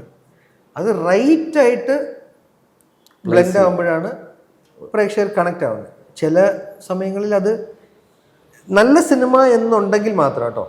നല്ല സിനിമയ്ക്ക് ഈ സംഭവിക്കുന്നത് അവിടെ എന്തെങ്കിലും ഒരു പാളിച്ച വരുമ്പോൾ അത് പ്രേക്ഷകരിലോട്ട് എത്താൻ പറ്റുന്നില്ല. പല കാരണങ്ങളുണ്ടാവും. അത് എത്താതിരിക്കും. അത് റീസെന്റ് ആ ഒരു സിനിമ ഭയങ്കര രസമുണ്ടായിരുന്നു, സ്ഥാനാർത്ഥി ശ്രീകുട്ടൻ. ഞാനത് ഭയങ്കരമായിട്ട് ഇംപ്രസ്ഡ് ആയൊരു മൂവിയായിരുന്നു. അത് നോൺ ഫേസസ് ആരുമില്ല, പക്ഷെ കുട്ടികളുടെ ഒരു സിനിമയാണ്. ആ സിനിമയ്ക്ക് കിട്ടേണ്ട ഒരു അപ്രീസിയേഷൻ ഉണ്ടായിരുന്നു, ബട്ട് കിട്ടിയില്ല. ഞാൻ അത് കണ്ടു കഴിഞ്ഞപ്പം I told all my friends പോയി കാണൂ, ബട്ട് ബൈ ദ ടൈം മാറി. പക്ഷെ നമ്മൾ പറഞ്ഞാലും കാണാം അങ്ങനത്തെ ഒരു എനിക്ക് കൂടുതൽ എക്സ്പ്ലെയിൻ ചെയ്യാൻ പറ്റിയില്ല, ബിക്കോസ് അത് it was a performance based പടമായിരുന്നു. അപ്പം ഞാൻ ഫ്രണ്ട്സിൻ്റെ അടുത്ത് പറയുമ്പം എടാ കുട്ടികളൊക്കെ എന്ത് രസമായിട്ടാണ് ചെയ്ത്. I enjoyed the movie thoroughly. ഒരു 2 hours ഓഫ് എൻ്റർടൈൻമെൻറ്റ് ആയിരുന്നു. ആ പടങ്ങളൊക്കെ ആയിരുന്നു എനിക്ക് ഐ ഫെൽ ബാഡ്. ലൈക്ക് അതുപോലെ സിനിമകൾ നോട്ടീസ് ചെയ്യാനുണ്ട്. എനിക്കിപ്പോൾ ഈ അടുത്ത് ഏറ്റവും ഇഷ്ടപ്പെട്ട 2 സിനിമകൾ അതിൻ്റെ മാർക്കറ്റിങ്ങും മാർക്കോയും രേഖാചിത്രമാണ്. അതൊക്കെ മാർക്കറ്റ് ചെയ്തത് രണ്ടും 2 ധ്രുവത്തിൽ. അത് മാർക്കറ്റ് ചെയ്ത് നമ്മൾക്കത് കാണാൻ തോന്നിപ്പിച്ച് ടിക്കറ്റ് എടുപ്പിച്ചു. അതും ജോലിയാണ് ഇന്ന് സിനിമയിൽ ഭാഗം. വലിയ ജോലിയാണ് മാർക്കറ്റിംഗ്. വലിയ സോഷ്യൽ മീഡിയയിൽ മാത്രം അല്ല അത് നിൽക്കുന്നത്. തെറ്റിദ്ധരിപ്പിക്കുന്നതിനോട് ഞാൻ യോജിക്കുന്നില്ല. നമ്മളൊരു പ്രൊഡക്റ്റ് വിൽക്കുമ്പം ആ പ്രൊഡക്റ്റിനെ വാങ്ങാൻ അറിയിച്ചിട്ട് കാര്യമില്ല, വാങ്ങാൻ തോന്നിപ്പിക്കണം. അതാണ് കറക്റ്റ്. ആദ്യത്തെ ദിവസം അത് എല്ലാ പ്രാവശ്യവും ഇപ്പം എനിക്കറിയാമെന്ന് ചോദിച്ചാൽ എനിക്കും അറിയില്ല. എല്ലാം കറക്റ്റ് വരണം. ആദ്യത്തെ ദിവസം കേക്ക് മുറിച്ച് നമ്മൾ അങ്ങോട്ട് തിയേറ്ററിലേക്ക് വിളിച്ചിട്ട് കാര്യമില്ല. കേക്ക് മുറിക്കുന്നതിന് കാരണം ഉണ്ടാവും. ഇപ്പൊ കേക്ക് മുറിച്ചാ പൊട്ടിയെന്ന് അർത്ഥം എന്നാണ് തോന്നുന്നത്. ഇപ്പൊ അങ്ങനെ പറയും. ആദ്യത്തെ ദിവസം കേക്ക് മുറിക്കാൻ 1 വർഷമായിട്ട് പല പടങ്ങളിലും നമ്മുടെ അടുത്ത് കേക്ക് മുറിക്കാൻ പറയാൻ പറ്റും. പൊന്നേട്ടാ കേക്ക് മുറിച്ചാ ഇപ്പൊ കമന്റ്സ് അതാ. പൊട്ടുന്ന പടമാക്കി. അല്ല അങ്ങനെയാണ് ഇപ്പൊ എല്ലാരും പറയുന്നത്. കേക്ക് ആദ്യത്തെ സോഷ്യൽ മീഡിയ ട്രോൾസിലുള്ള വാക്കുകളാണ് ഇതൊക്കെ. ആദ്യത്തെ ദിവസം കേക്ക് മുറിച്ചാൽ പടം പൊട്ടി, 10 ദിവസം കഴിഞ്ഞ് മുറിച്ച് കഴിഞ്ഞാൽ തിയേറ്ററിൽ സിനിമ ഉണ്ടെന്ന് ഉറപ്പായി. ഈ രീതിയിലേക്ക് മാറി. അതുകൊണ്ട് കേക്ക് മുറിക്കൽ ആളുകൾ കുറച്ചോട്ടെ. കേക്ക് മുറിയിൽ ഇപ്പൊ വേണ്ട, പേടിയാണ്. കേക്ക് മുറി എന്തായാലും പടക്കുതിരക്ക് കേക്ക് മുറി നമ്മൾ 25-ാം ദിവസം മുറിക്കുന്നു. അങ്ങനെ ആവട്ടെ. 25-ാം ദിവസം എന്താ അറിയോ, ഇത് പാസ്സാക്കി വിടാന്നൊരു പടമാണ്. പാസ്സാക്കി വിട്ടാ ഞങ്ങൾക്കൊക്കെ അടുത്തൊരു പടം എക്സാം ഒക്കെ എഴുതുമ്പോൾ നമുക്കൊരു കോൺഫിഡൻസ് ഉണ്ടല്ലോ. ഫസ്റ്റ് ക്ലാസ് ഒന്നും വേണ്ട, ഫസ്റ്റ് ക്ലാസ് വേണം. ഡിസ്റ്റിങ്ഷൻ വേണ്ട. ഡിസ്റ്റിങ്ഷനും കിട്ടിക്കോട്ടെ. ഡിസ്റ്റിങ്ഷൻ 80% ഉള്ളൂ. റാങ്ക് ഒന്നും വേണ്ട. നമുക്ക് ഈ വർഷത്തെ 80% അടിച്ചൊരു ഡിസ്റ്റിങ്ഷൻ. ചെറിയ ആഗ്രഹങ്ങളേ ഉള്ളൂ. ഒരു പൂജാമുറി, പൂന്തോട്ടം, ഒരു ബെഡ്റൂം, ഒരു ഹാള്, ഇത്രയൊക്കെ ആഗ്രഹമുള്ളൂ. അതെ അല്ലേ? പക്ഷെ ആഗ്രഹം എന്താ ഇപ്പൊ ഇത് എത്ര കാലമായി ചോദിക്കുന്നു, ഒരു പടം ഒന്ന് ഹിറ്റാക്കി താ പ്ലീസ്. പക്ഷെ അതൊരു വല്ലാത്ത ചോദ്യം കേട്ടോ. ഒന്ന് ഹിറ്റാക്കി ഹിറ്റാക്കി കൊടുക്കുക അല്ലേ? അതെ, ആ പ്രൊഡ്യൂസർ അത്യാവശ്യം കാശൊക്കെ മുടക്കി. അല്ല, നമ്മുടെ പ്രൊഡ്യൂസേഴ്സ് ആണെങ്കിൽ മൂന്ന് സ്ത്രീകളാണ്, ലൈക്ക് 3 ലേഡീസ്. അതും ഒരു ഇൻട്രസ്റ്റ് എപ്പോഴും നടക്കുന്ന ഒരു കാര്യമല്ല. ഇന്ന് മാറുന്ന മലയാള സിനിമയിൽ അത് വളരെ ഇമ്പോർട്ടൻ്റ് ആണ്. വനിതകളാണ്. അതെ അതെ, പ്രൊഡ്യൂസേഴ്സ് ആയിട്ട്. അത് എനിക്കറിയില്ലായിരുന്നു. ഞാൻ അതൊരു എപ്പോഴും സംഭവിക്കുന്ന കാര്യമല്ല. എസ്പെഷ്യലി പ്രൊഡ്യൂസ് ചെയ്യാന്ന് പറഞ്ഞാൽ ഏറ്റവും കൂടുതൽ കണക്കും കാര്യങ്ങളൊക്കെ തർക്കങ്ങളൊക്കെ വരാം. ഫിഗേഴ്സ് ഇൻവോൾവ് ചെയ്യുമ്പോഴാണല്ലോ, കാശ് ഉള്ളപ്പോഴാണല്ലോ തർക്കം വരിക. കാശില്ലാത്തടത്തൊരു തർക്കമില്ലല്ലോ. ഇത് വിജയിച്ച് വരുമ്പോഴാണ് ഈ തർക്കം ഉണ്ടാകുന്നത്. അല്ല, പൊതുവെ അവര് തർക്കിച്ചാലും കുഴപ്പമില്ല, വിജയിച്ചാൽ അല്ല, പൊതുവെ ഒരു തർച്ചയാണല്ലോ. പുരുഷന്മാരാ സ്ത്രീകൾ 3 പേര് ഒരുമിച്ച് കൂടിയാൽ വഴക്കാന്ന് പറയുന്നത്. അത് ഈ സിനിമയ്ക്ക് ലൊക്കേഷനിലൊന്നും ഉണ്ടാകാതെ തെറ്റാണ്. അല്ല പൊതുവെ പറച്ചിലിനെ ഞാൻ പറഞ്ഞത് അങ്ങനെയാണ് പറയുന്നത്. പൊതുവെ എല്ലാവരും പറയുന്നത് തന്നെ അങ്ങനെ തന്നെയാണ് പറയുന്നത്. പക്ഷെ ഈ സിനിമയുടെ ലൊക്കേഷനിൽ അങ്ങനെയൊന്നും ഉണ്ടാകാതെ ഈ സിനിമ ഇവിടെ വരെ എത്തിച്ചിട്ടുണ്ടെങ്കിൽ അവരുടെ മിടുക്കും അവരുടെ ആ കഴിവ് തന്നെ ഈ സിനിമയ്ക്ക് ഉണ്ടായിയെടുക്കണം. വിജയിക്കുമ്പോഴും അതേ രീതിക്ക് തന്നെ മുന്നോട്ട് പോകണം. ഇതിന്റെ ഗുണം എന്താണെന്ന് വെച്ചാൽ ഇവരായതുകൊണ്ട് നമുക്ക് ഗുണമാണ് ആക്ച്വലി. കാര്യം എപ്പോഴും ലേഡീസ് എന്ന് പറയുമ്പം അവർ കുറേ കൂടി ഇമോഷണലാണ്. അവർ കുറേ കൂടി സ്പേസ് തരുന്ന വ്യക്തികൾ. അപ്പോൾ കാര്യം പറഞ്ഞ് ഇതാണ് കാര്യം എന്നൊക്കെ നമ്മളിങ്ങനെ പറഞ്ഞു കഴിഞ്ഞാൽ സമ്മതിച്ചു തരും. നമുക്ക് നാളെ ഒരു 5 ലക്ഷം ബഡ്ജറ്റൊക്കെ വരുന്നൊരു സാധനമാണ്, അതിങ്ങനെ കണ്ട് ഇതുപോലെയൊക്കെ നമുക്ക് എടുക്കണം എന്നൊക്കെ. ആയിക്കോട്ടെ, അതെനിക്ക് ഇഷ്ടപ്പെട്ടു. അല്ലേ? ഒരു ബുദ്ധിമുട്ടുണ്ടാവില്ല. നമുക്ക് നാളെ ഭക്ഷണം, നമുക്ക് ഭയങ്കര നല്ല ഭക്ഷണം വേണം, അത് വേണം, ഇത് വേണം എന്നൊക്കെ പറഞ്ഞു. അപ്പൊ ഉള്ളിൽ അവര് ഒരു സ്ത്രീയാണ്, ഒരു അമ്മയാണ്, ഒരു കുട്ടികൾ ഒക്കെ ആയിരിക്കുമല്ലോ. അപ്പൊ ഭക്ഷണമല്ലേ അല്ലേ? ഞാൻ കാര്യം ഭക്ഷണം പറഞ്ഞപ്പോഴാണ് നമ്മുടെ സെറ്റിലെ ഫുഡ് അമേസിംഗ് ആയിരുന്നു. എത്ര ദിവസം ഉണ്ടോ അത്ര ദിവസം ക്വാളിറ്റി, ലിറ്ററലി അമേസിംഗ്. എനിക്ക് അജു പറഞ്ഞ കാര്യം ഏറ്റവും ഇഷ്ടപ്പെട്ടത്. സ്ത്രീകളാണല്ലോ, അമ്മയല്ല, നമുക്ക് ഇന്ന ഭക്ഷണം വേണമെന്ന് വെച്ചാൽ പറ്റത്. ഭക്ഷണം റെഡിയാണ്. ഇനി പൈസ ഒരു 5 ലക്ഷം ഒക്കെ നാളെ ബാങ്കിൽ അടയ്ക്കുന്നതാണ്. EMI കൊണ്ടു ഇട്ടേക്കാൻ പറഞ്ഞ അയ്യോ എന്റെ മക്കളെല്ലാം ഒന്ന് കൊടുത്തേക്കാം. അല്ലെങ്കിൽ പ്രായമുള്ളവരല്ല, ചിന്താഗതി വരുമല്ലോ, അത് എനിക്ക് ഇഷ്ടപ്പെട്ടു. നമുക്ക് അത്രയും സെറ്റപ്പ് ഉണ്ട്. മഴ പെയ്തു, നാളെ പറ്റിയില്ല, പറ്റിയില്ല അല്ലേ? നമ്മൾ മുതലെടുത്തിട്ടുമില്ല ആരും. ഡയറക്ടറിന്റെ വൈഫാണ് ഒരാള് പ്രൊഡ്യൂസർ. പക്ഷെ അദ്ദേഹം എനിക്ക് തോന്നുന്നു ഇങ്ങനെ തന്നെ പല പെർമിഷൻസ് എടുത്തിട്ടുണ്ട്. നമ്മുടെ ഡയറക്ടർ ആണെങ്കിൽ ഭയങ്കര പാവാണ്. ലൈക്ക് ഈ കാണുന്ന ശരീരം വെച്ച് അളക്കരുത്. ആദ്യമൊക്കെ എല്ലാവർക്കും എനിക്കൊക്കെ തോന്നി ഇദ്ദേഹം വളരെ ഒരു മുരടനായ മനുഷ്യനാണ്. പക്ഷെ അദ്ദേഹം ഇതിലൊരു കഥാപാത്രം അഭിനയിച്ചിട്ടുണ്ട് വില്ലനായിട്ട്. അത് ഡബ് ചെയ്യാൻ വന്നപ്പോഴാണ് മനസ്സിലായി ഇദ്ദേഹം ഒരു മാടപ്രവാദം. ഒരു രീതി സൗണ്ട് ഈ മനുഷ്യന് കിട്ടുന്നില്ല. ഭയങ്കര പാവാണ്. വില്ലൻ കൊമേഡിയൻ ആയിപ്പോയി പെട്ടെന്ന്. ഇവിടെ കൊടുത്താൽ മതി അല്ലേ? അതുകൊണ്ട് പക്ഷെ രൂപത്തിലൊക്കെ ഓക്കെ, അതുകൊണ്ട് നമ്മളിപ്പോ വേറൊരു വോയിസ് എടുക്കുക. പക്ഷെ അപ്പൊ അദ്ദേഹത്തിന്റെ മനസ്സ് എന്ത് ശുദ്ധനാണ്. അതെ, അതാണ് അതിന്റെ. അദ്ദേഹത്തെ കാണുമ്പോൾ നമുക്ക് ഭയങ്കര ഭീകരനാണ്. സംസാരിക്കുമ്പോൾ നമ്മൾ ഇരുന്ന് പോകുമല്ലോ, കൈകൂപ്പി ഇരുന്ന് കൊടുക്കുമല്ലോ. അപ്പൊ അതും അവർക്ക് ഗുണം ചെയ്തു. ഡയറക്ടറിന് തിരിച്ച് ഡയറക്ടോറിയലാണെങ്കിൽ ഞങ്ങൾക്ക് ഫ്രീഡം തരുന്നതിൽ അദ്ദേഹം വിശ്വസിക്കുക എന്നുള്ളതാണല്ലോ ഇമ്പോർട്ടൻറ്റ്. ഇപ്പം കൂടെ ഒരു കാര്യം സിജ പറയുമ്പോഴോ ചെയ്യുമ്പോഴോ ഞാൻ വിശ്വസിക്കുന്നത് അഖിലേട്ടൻ വിശ്വസിക്കുമ്പോൾ നിങ്ങളത് ചെയ്തോളും എന്നുള്ള വിശ്വാസത്തിൽ നമുക്ക് നമ്മുടെ ജോലി ചെയ്യാം. ആ വിശ്വാസം ഞങ്ങളിൽ തന്നിരുന്നു അദ്ദേഹം. അത് ഡയറക്ടേഴ്സ് ഒരു നടന്മാരോടോ അല്ലെങ്കിൽ ടെക്നീഷ്യൻസിനോടോ ചെയ്യുന്നത് ആക്ച്വലി അത് ചെയ്യുന്നത് അവർക്കുണ്ടാക്കുന്ന വലിയ കോൺഫിഡൻസാണ്, ഉത്തരവാദിത്വമാണ്. അതെ അതെ അതെ അതെ. കട്ട് പറഞ്ഞല്ലേ, കട്ട് പറയുന്ന പോലെ നമുക്ക് കേൾക്കാൻ പറ്റില്ല, പതുക്കെ പറയും. കട്ട് പറഞ്ഞ് കഴിഞ്ഞിട്ട് ഇപ്പം നമുക്ക് തന്നെ ഒരെണ്ണം ഇങ്ങനെ ഇങ്ങോട്ട് എടുത്ത് നോക്കണമെന്ന് ചോദിച്ചു കഴിഞ്ഞാൽ അങ്ങനെ വേണമെങ്കിൽ നമുക്ക് ഒരെണ്ണം എടുക്കാമെന്ന് പറയും. നമ്മൾക്ക് അങ്ങനെ ഒരു സാധനം ഓപ്ഷൻ ഉണ്ടെങ്കിൽ നമുക്കാണ് ഓപ്ഷൻ കൂടുതലും.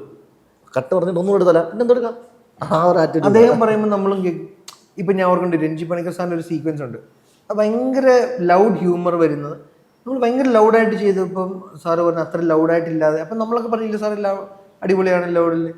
അപ്പോൾ പുള്ളി പറഞ്ഞു എനിക്ക് വേണ്ടി പറഞ്ഞു പിന്നെന്താ ഇപ്പോൾ രഞ്ജി സാർ നമ്മളൊക്കെ പോയി വീട്ടിൽ ചെയ്തു. പക്ഷെ അത് കണ്ടപ്പം നമ്മൾ പറഞ്ഞു അയ്യോ സാറ് പറഞ്ഞാൽ നല്ലത്, ഇതാ നല്ലത്. രഞ്ജിപ്പണിക്കർ സാർ പറഞ്ഞതാണ് നല്ലത്. അല്ല ഡയറക്ടർ ഡയറക്ടർ പറഞ്ഞു. അദ്ദേഹം തന്നെ പറഞ്ഞു. രഞ്ജിപ്പണിക്കർ പോലുള്ള ആളാണ് പറയുന്നത്. അതെ, അപ്പം സാറൊക്കെ വളരെ എൻജോയ് ചെയ്ത് സെറ്റാ. അല്ല അപ്പം ഈ ഡയറക്ടർ എന്താണെന്നുള്ള നമുക്ക് തിരിച്ചറിയാൻ പറ്റും. തീർച്ചയായിട്ടും അദ്ദേഹത്തിൻ്റെ ഒരു ഷോർട്ട് ഫിലിം ഉണ്ട്. ആ ഷോർട്ട് ഫിലിം ഇപ്പോൾ ഫെസ്റ്റിവൽസിലോട്ട് അയച്ചേക്കാം നമ്മൾ, ഇന്റർനാഷണൽ എല്ലാം. ഈവൻ ടു പേരെടുത്ത് പറഞ്ഞ തള്ളലായിപ്പോൾ, അതുകൊണ്ട് വേൾഡ് ഇന്റർനാഷണൽ എല്ലാ ഇതിലോട്ട് അത് പോയിട്ടുണ്ട് ഫെസ്റ്റിവൽസ്. ഗംഭീര ഷോർട്ട് ഫിലിമാണ് ആ short film. Ranji Panicker sir കണ്ടിട്ട് അദ്ദേഹമൊക്കെ ഒരു ഭയങ്കര ഒരു സ്ഥലത്ത് അത് പറഞ്ഞു, വേറൊരു സ്ഥലത്ത് പോയിട്ട്. അപ്പോൾ അങ്ങനെയൊക്കെ അദ്ദേഹം പറയണമെങ്കിൽ അത് അത്രയും മെറിറ്റുള്ളത് കൊണ്ടല്ലേ. തീർച്ചയായിട്ടും പടക്കുതിര വെച്ചൊന്നും അളക്കേണ്ട ഒരു വ്യക്തിയല്ല ഡയറക്ടർ. പടക്കുതിര പക്ഷേ അതിനൊക്കെ ഒരു തുടക്കം. അപ്പം പടക്കുതിരാണ് ആദ്യത്തെ സിനിമ, ഷോർട്ട് ഫിലിമാണ് ചെയ്തിരിക്കുന്നത്. അതെ, ഇദ്ദേഹത്തിന്റെ ഷോർട്ട് ഫിലിമാണ് നമ്മൾ സംസാരിച്ചത്.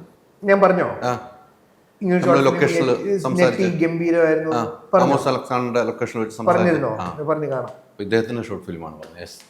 അപ്പൊ അത് എനിക്ക് ഓർക്കുന്നു. ഷോർട്ട് ഫിലിമിന് അർത്ഥം തന്നെ 2.5-3 മിനിറ്റ്. 3 മിനിറ്റ് അത്ര സമയമുള്ള കാണാൻ എന്ന് പറഞ്ഞു. അത് ഞെട്ടിപ്പിച്ച്. Yes yes. ഇപ്പൊ എനിക്ക് മനസ്സിലായി. ചില ഡയറക്ടർമാർ ഇപ്പൊ നേരത്തെ പറഞ്ഞ കട്ട് പറയുന്ന വളരെ സ്ലോ ആണ് അല്ലെ, നമുക്ക് പോലും കേൾക്കാൻ പറ്റില്ല. പക്ഷെ ഒരു ഡയറക്ടറിന്റെ നമ്മളൊരു സീൻ അഭിനയിച്ചാൽ ആ ഡയറക്ടറിന് തൃപ്തനാണോ ഒന്ന് നമുക്ക് മനസ്സിലാക്കണം. ചിലപ്പോൾ അവർ പറയുന്ന ആക്ഷൻ കട്ട് അത് മതി എന്ന് പറയും. നമ്മൾ എങ്ങനെ മനസ്സിലാക്കും ഈ ഡയറക്ടറിന്റെ തൃപ്തനാണെന്ന് മനസ്സിലാക്കിയത് എങ്ങനെയാണ്? പുള്ളിക്കാരൻ നമ്മളിപ്പോൾ കട്ട് കഴിഞ്ഞ് പുള്ളിയുടെ മുഖത്തെപ്പോഴും ചിരിയാണ്, പുള്ളി എപ്പോഴും ഹാപ്പി ആയിട്ടാണ് വർക്ക് ചെയ്യുന്നത്. പിന്നെ പുള്ളിക്ക് അങ്ങനെ നമ്മളെ സീക്വൻസ് എല്ലാം അത്യാവശ്യം നല്ല ഫണ്ണി സീക്വൻസും സിറ്റുവേഷനാണ്. പിന്നെ നമുക്ക് ഫുൾ സ്വാതന്ത്ര്യം പുള്ളി നമുക്ക് തന്നിട്ടുണ്ട്. ഈ ഒരു സാധനം നമുക്ക് ഇഷ്ടത്തിന് പരിപാടി പിടിക്കാം. പിന്നെ അതുപോലെ പുള്ളി അന്ന് കഥ കഴിഞ്ഞിട്ട് എന്തെങ്കിലും എടുക്കണമെങ്കിൽ തന്നെ പുള്ളി കട്ടിട്ട് മൈക്കിലല്ല പറയണത്, ചെവിയിലൊന്ന് പറയും. അത് കാരണം നമ്മൾ എനിക്ക് പേഴ്സണലി അത് ഇഷ്ടമല്ല. എനിക്ക് അവിടെ കട്ട് വിളിച്ച് അവിടെ തന്നെ തല്ലിപ്പുളിയായിരുന്നു നല്ലായിരുന്നു ഉറക്കെ പറയുന്നത് ഇഷ്ടം.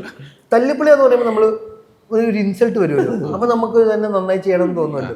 ഇത് എന്തായാലും ഞാൻ കാണുന്നല്ലോ ആയിരിക്കും അറിയോ, ചിലരപ്പോൾ ദൂരെ വെക്കും ആയിരിക്കും മോണിറ്ററൊക്കെ, കട്ട് വിളിച്ചിട്ട് നടന്നു വരും. എന്നിട്ട് നമ്മുടെ അടുത്ത് ഇങ്ങനെ വന്നിട്ട് അപ്പൊ ഞാൻ പറയും അത് വേണ്ട, ഉറക്കെ പറഞ്ഞാൽ എല്ലാരും അറിയുമല്ലോ, കൊള്ളൂല്ല കൊള്ളാം അല്ലെ അവിടെ കഴിഞ്ഞു. ഇത് മാറ്റി നിർത്തി വിളിച്ചിട്ട് തന്തയ്ക്കും തള്ളയ്ക്കും വിളിക്കുന്നതാണെന്നാണ്. നീയൊക്കെ എവിടെ നിന്നാണ് അഭിനയം പഠിച്ചിട്ട് വന്നതെന്ന് ചോദിച്ച് നമ്മളെ വഴക്ക് പറയാണോ എന്നുള്ളത് ഈ സീക്രട്ട് പറയുമ്പോഴുള്ള പ്രശ്നം അതാ. മറ്റേ ആകുമ്പം ഇത് മാറ്റി മറ്റുള്ളവർ തെറ്റിദ്ധരിക്കാം. പക്ഷെ അതൊരു വേറെ കേസാജു, നമ്മൾ മൈക്കിലൂടെ ഒരാളെ ഇൻസൾട്ട് ചെയ്ത് പറയുമ്പോൾ ചിലവർക്ക് വേദന ഉണ്ടാവും. പക്ഷെ അങ്ങനെ ഇൻസൾട്ടിങ് പോകാമെന്ന് പറയുമ്പം അത് ശരിയായിട്ട് ഒന്നും കൂടെ മാറ്റി ചെയ്യാം. ചില ആളുകൾക്ക് ചേട്ടൻ പറഞ്ഞാൽ ശരി, സാറ് ചെയ്യുന്നതാണ് ശരി, എല്ലാവരും അതിൻ്റെ ഒരു റൈറ്റ്. എനിക്കിത് ശീലമായി പോകാൻ ഒരു രഞ്ജിത് ശങ്കർ സാറാണ്. അതായത് രഞ്ജിത് ശങ്കർ സാറ് മൈക്കിലൂടെ പുണ്യാളം ചെയ്യുമ്പോൾ ഫസ്റ്റോ സെക്കൻഡ് ഡേ അതും വളരെ ബോറായിരുന്നു. ഞാൻ അപ്പം ജേട്ടനെ ഓർക്കുന്നുണ്ട്. അതായത് ജേട്ടൻ്റെ 20 വർഷത്തെ കരിയറിൽ ചിലപ്പോൾ എനിക്ക് തോന്നുന്നു ആദ്യമായിട്ടായിരിക്കും അങ്ങനെ ഒരാൾ ഉറക്കെ പറഞ്ഞത്. അപ്പം ഞാൻ അടുത്തപ്പെട്ട് കേട്ടോ ഇത് കണ്ടു. ഞാൻ ഫസ്റ്റാ ഒരു 2 ദിവസം എനിക്കും കിട്ടി. അത് കഴിഞ്ഞ് കുറേ പ്രാവശ്യം നല്ലത് പറഞ്ഞാൽ അങ്ങനെ തന്നെ പറയും, അത് നന്നായിരുന്നു കേട്ടോ, അത് ചെയ്തു നന്നായിരുന്നു. 2 ദിവസത്തെ പാടേ ഉള്ളൂ. പിന്നെ കൊള്ളില്ലേ, ഓക്കെ കഴിഞ്ഞു. അപ്പം ഞാനതിൽ ട്രെയിൻഡായി. ഇപ്പം ഏത് സെറ്റിൽ പോയാലും എനിക്കതുകൊണ്ട് നീ മോശമായിട്ട് അഭിനയിച്ചു, ഓക്കെ സാർ. അതിൽ കൂടുതൽ നമ്മളത് പേഴ്സണലായിട്ട് എടുക്കണ്ട. ആ ആക്ട്, ആ ഷോട്ട്, അല്ലാതെ അവരിത് മനസ്സിൽ കൊണ്ടു നടക്കുന്നില്ല. 26 മെയ് അവൻ രാവിലെ 11 മണിക്ക് അഭിനയിച്ച ഷോട്ട് മോശമായിരുന്നു, മരണം വരെ ഞാൻ അവനോട് വൈരാഗിക്കുക ആരും വെക്കില്ലല്ലോ. എല്ലാ ഡയറക്ടർമാരും ഓരോ ഡയറക്ടർമാർ ഓരോ രീതിയിലാണ് ആക്ഷനും കട്ടും പറയും. അതുപോലെ മൈക്കിലൂടെ പറയുന്നു. എത്രയോ ഡയറക്ടർമാർ ഒച്ചയ്ക്ക് ചീത്ത വിളിക്കുന്നവരുണ്ട്. പിന്നെ എത്രയോ ഡയറക്ടർ ഞാനൊക്കെ ഒത്തിരി ലൊക്കേഷൻ പോകുന്ന കേട്ടിട്ടുണ്ട്. ആളാണ്. എനിക്ക് അങ്ങനത്തെ എക്സ്പീരിയൻസ് ഇല്ല, കേട്ടിട്ടുണ്ട്. ഞാൻ ലൊക്കേഷനിൽ പോകുന്ന ആളാണ്, നമുക്കറിയാവുന്നതല്ലേ. പരസ്യമായിട്ട് പറയുമല്ലോ, ഈ മാറിയൊക്കെ കുറച്ച് കഴിഞ്ഞിട്ട് ഒന്നായി ഷോട്ട് ശരിയാവുന്നില്ല അങ്ങനെയൊക്കെ പറയുന്നവരുണ്ട്. പക്ഷെ ആ പറയുന്നത് ഉൾക്കൊണ്ട് അഭിനയിക്കാൻ നിൽക്കുന്നവരാണ് ആർട്ടിസ്റ്റുകൾ. ഞാൻ പറയട്ടെ, ചെയ്തത് നല്ലതോ ചെയ്തതോ പറയാം, വ്യക്തി അബ്യൂസ് ചെയ്യരുത്. അല്ല, അത്രയൊക്കെ സംഭവങ്ങൾ ഇഷ്ടം പോലെ അത് നടക്കുന്നു. ചെയ്യരുത്. എന്താ പറയുക, അയാളുടെ തന്നെ കോൺഫിഡൻസ് മുഴുവൻ പോകും, അയാള് ഉള്ളതും കൂടെ പോകും. പാമ്പർ ചെയ്യണം എപ്പോഴും വിനീത് പറയുന്നത്. അതാണ് എല്ലാവരും ചെയ്യുന്നത്, മെജോറിറ്റി ആൾക്കാർ. ആക്ടേഴ്സ് ഭയങ്കര സെൻസിറ്റീവ് ആയിട്ട് തെറ്റിക്കഴിഞ്ഞാൽ നമ്മളെ തെറി വിളിക്കാതെ പിന്നെ ഫുള്ള് അന്നത്തെ ദിവസം പോക്കാണ്. ആ പ്രൊഡ്യൂസർ ഒരു ആർട്ട് പ്രോപ്പർട്ടി പോലെ തന്നെ ജീവനുള്ളൊരു ടൂളിനെ വാങ്ങിച്ചു വെച്ചേക്കാണല്ലോ ഈ സിനിമയ്ക്ക് വേണ്ടി. അതിനെ ഈ സിനിമയുടെ രീതിക്ക് ഇണങ്ങുന്നതായിട്ട് എത്തിക്കണമല്ലോ. നമ്മളിപ്പം കമ്പയർ ചെയ്ത് പറയല്ല, എന്നാലും നമ്മൾ റിംഗ് മാസ്റ്റർ ഒക്കെ ചെയ്യുമ്പോൾ അവിടെ കുറേ പട്ടികളുണ്ടായിരുന്നു. ഓക്കെ, ഇതിന്റെ സമയവും സൗകര്യവും ഒക്കെ നോക്കിയിട്ട് നമുക്ക് ഷോട്ട് പറ്റൂ. അതെ അതെ അതെ.